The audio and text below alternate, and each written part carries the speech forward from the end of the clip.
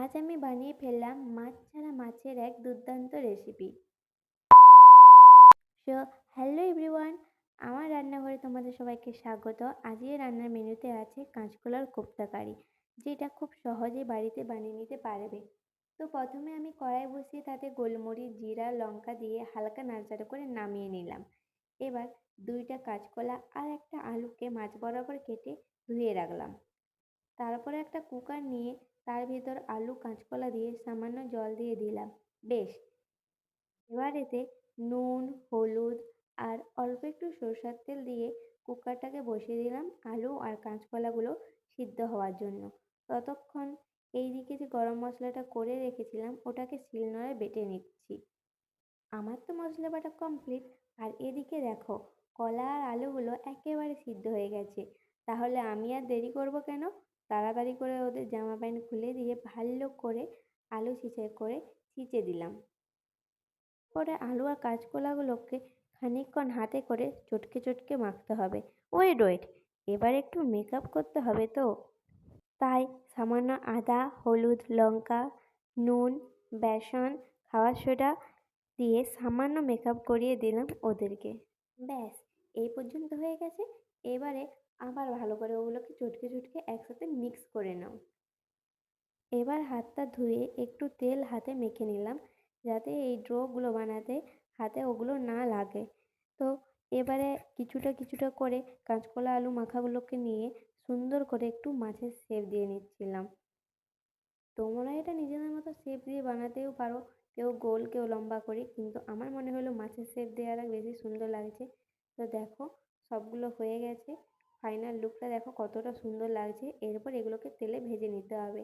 তার জন্য কড়াই বসিয়ে তাতে সামান্য পরিমাণ তেল দিয়ে দিলাম ভাজা করার জন্য।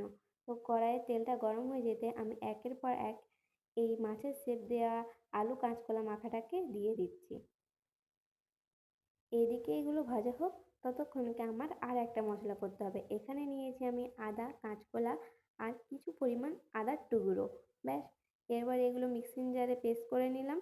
এরপর এতে কিছু পরিমাণ হলুদ, লঙ্কা গুঁড়ি, নুন সব কিছু দিয়ে সামান্য জল দিয়ে মিক্স করে রেখে দেবো। আর ততক্ষণকে এগুলো আমার ভাজা হয়ে গেছে। যেগুলো বাকি ছিল সেগুলোও কিন্তু আমি এবারে ভেজে নিচ্ছি।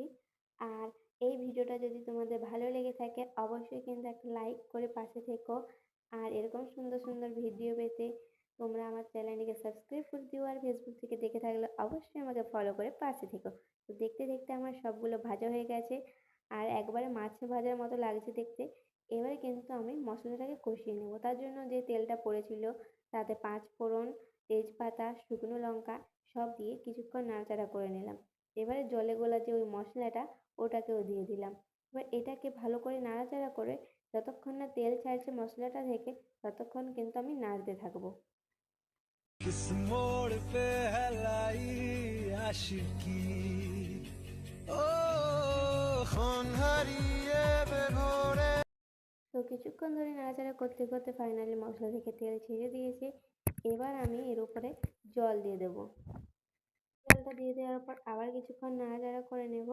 তারপরে ওয়েট করব যতক্ষণ না জলটা ফুটছে। ঝোলটা ফুটে গেছে। এবারে যে ভাজা করে রেখেছিলে ওই বড়াগুলোকে একে একে দিয়ে দাও। ব্যাস, তারপরে কিছুক্ষণ আরও নাড়াচাড়া করে সুন্দর করে নামিয়ে পরিবেশন করে দাও। তারপর জিজ্ঞেস করো ঘরের লোকদেরকে কেমন হয়েছে। আর আরও একবার বলে দিচ্ছি, ভিডিওটা ভালো লাগলে অবশ্যই লাইক করে সাবস্ক্রাইব